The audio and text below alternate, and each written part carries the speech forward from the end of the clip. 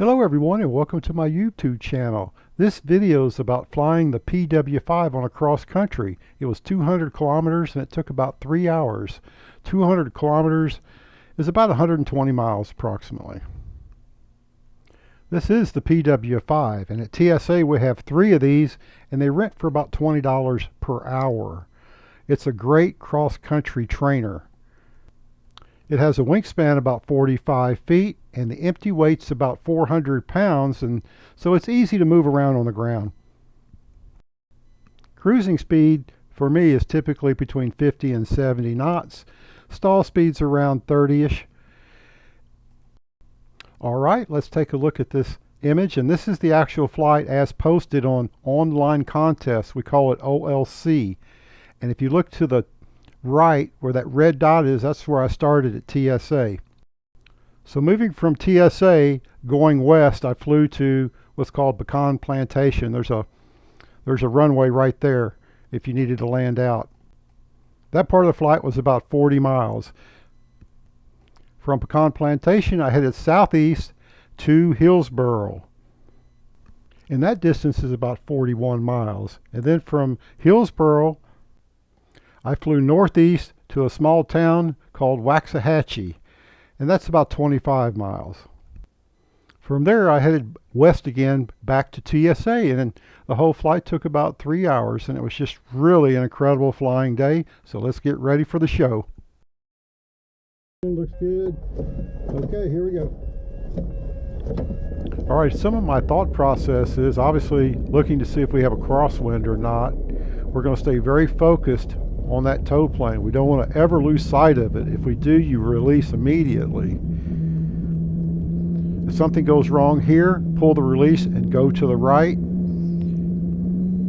When we climb a little higher, when we're 200 feet above the ground, we can safely make a 180-degree turn and land downwind. Then we get to what we call an abbreviated pattern when we get 400 to 600 feet, that we may make a base or final, not all exact, but the objective is we'll get back to the runway safely.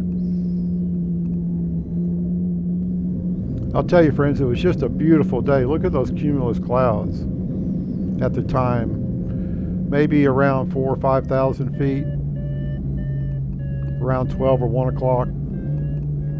Hooked a thermal right after release of tow, and that's a good place to do it actually, right? And we're going to climb on out here. If you look at that on the top left corner, that yellow line and that little red triangle, that's my glider, and that drawing is to scale of the flight for those that are not real familiar with my videos. And I try to make my videos for the average person. I'm not here to make instructional videos or anything like that. It's just all entertainment.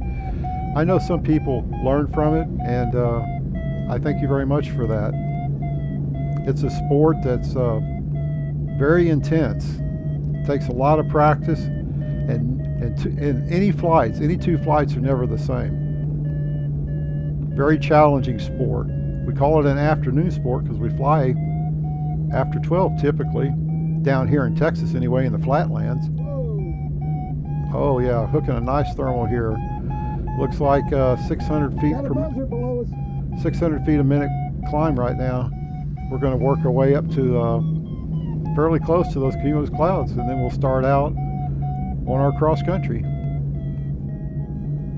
Generally, I don't have a planned cross country. You know, first you got to get out there and look, see what the winds are doing. What are the clouds? Do we have clouds today, or do we just have a blue day, which means there is no clouds? You can't have thermals in blue days, but cumulus clouds are really nice because they can tell you where the lift is. And in blue areas, you really don't know until you run into one. And not every cloud is going to have lift in it, but a lot of them do, and that's why they're so nice for us glider pilots. It makes it for a really nice flight. And you know, I'm flying a low performance glider, so when these cumulus clouds get real far apart, that's a little bit of a challenge. I like them when they're closer together, probably in a broken format than scattered, at least for me in the PW, right? Low performance. Okay, if you notice that little red triangle up there, we're getting away from TSA now. We're probably about 10 miles out, headed to Pecan Plantation, which is west. And it's a great little land-out airport if you needed it. So cool.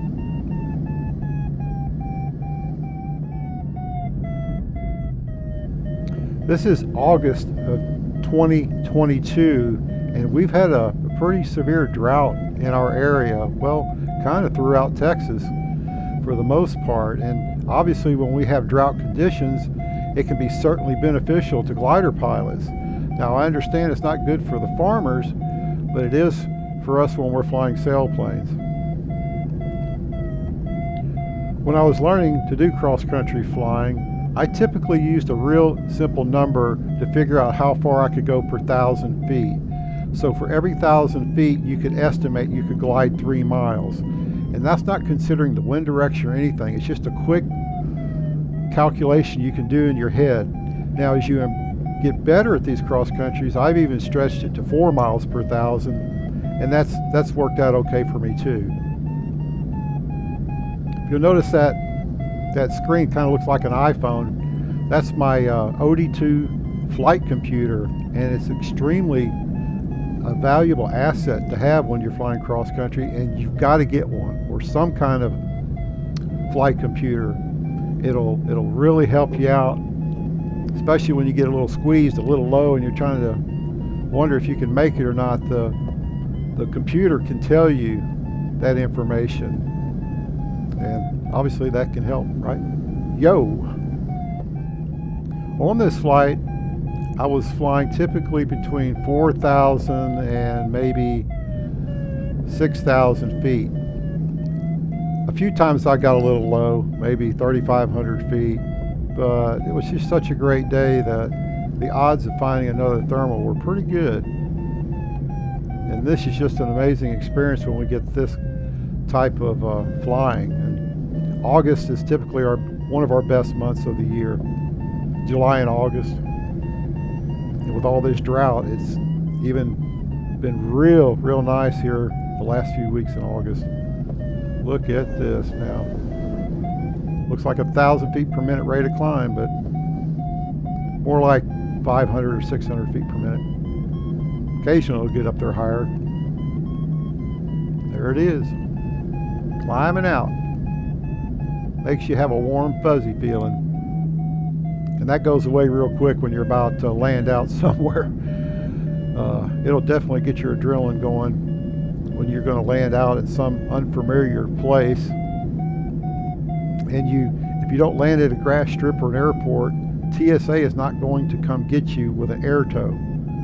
You know, air tows are a luxury, and we can get air tows back as long as we're on runways or grass strips that are safe to fly, but we don't just land out in a field and hook you up and take off again. We just don't do that for obvious reasons. All right, you notice the little red triangle on the top left there, you'll see it. I'm getting closer to Hillsboro at that point. It's still looks like another 10 miles to go. We do a lot of training on landing out, and some of the numbers we use in our head is if you're 3,000 feet above the ground, you need a general landing area. Just a general landing area. You say, if I have to land out, I'm going to pick that spot over there. And then the next number we use is 2,000 feet above the ground, and at that point you better have a Pacific landing area. Now you can have a backup to that. If you get lower and you go, wait a minute, I can make an adjustment, you can certainly do that. But you don't want to wait till the last minute trying to circle low 1,000 feet above the ground. I think we've all done it. I've done it too, but I've had a perfect spot to land in when I'm that low trying to thermal. But otherwise I wouldn't do that.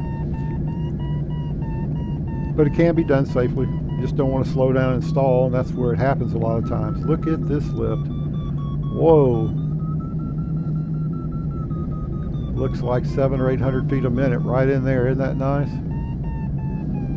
And and at this point we are at Hillsboro, and we'll be headed to Waxahachie, small city in Texas near Midlothian, Texas, where we fly at TSA. Look at this. Man. And you might notice the altimeter's not exact with the altimeter and the one you get on GPS. It's accurate enough, and not worrying about it. But look at that thermal there. Feels real good. When we're flying cross country, typically we're not flying from straight point A to point B. What we do is we follow the clouds. If there's no clouds, say to the left, and you're in a blue area over there and you got all these cumulus clouds on the right, you don't go fly in the blue area.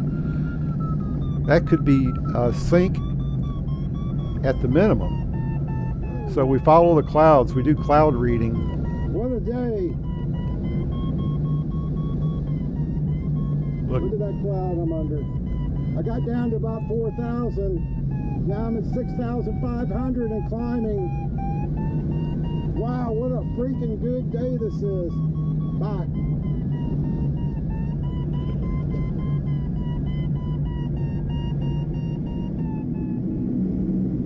All right, that was a nice ride up. We converted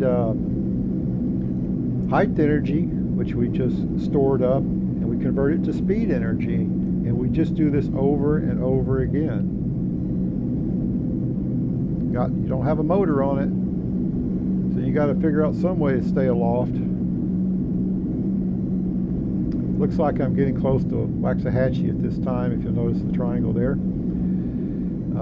Look real nice. We got beautiful clouds up there right now, and I'll be headed back to TSA shortly.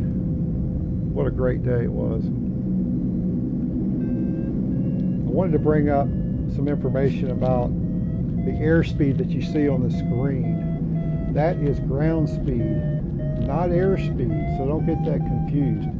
GPS can only calculate ground speed.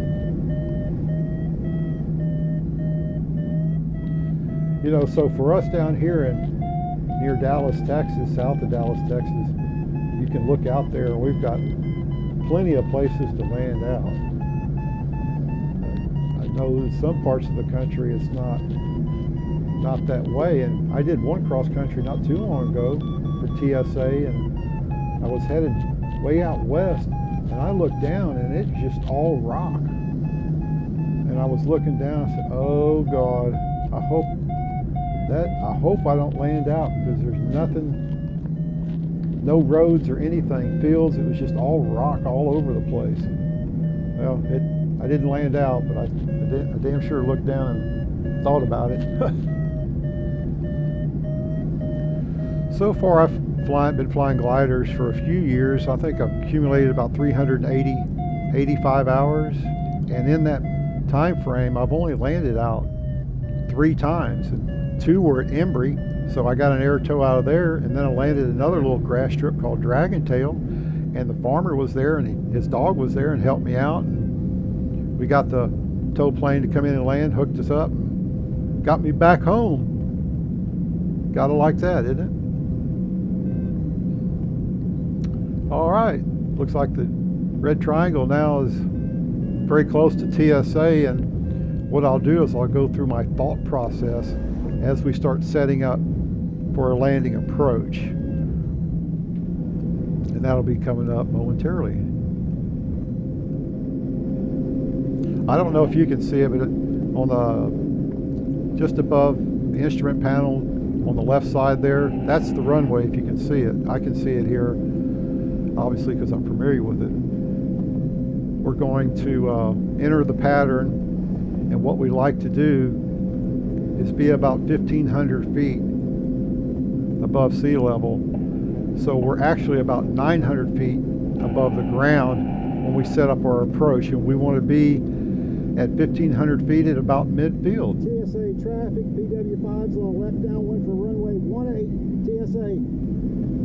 All right, I just made my announcement. we don't call base and we don't call final. We don't need all that radio noise. We just typically announce one time. If we need to announce again, like if another glider's coming in, I might say I'm number 2, or I might be number 3. I mean, I've even had it where there's 4 gliders landing at the same time, and you just got to figure out a way to get down there safely, right? And that came up on this flight, and you'll see it toward the end, and I'll go through that thought process. All right. PSA traffic, PW-5 is on left downwind for runway 18, number 2. All right, I just announced I was number 2.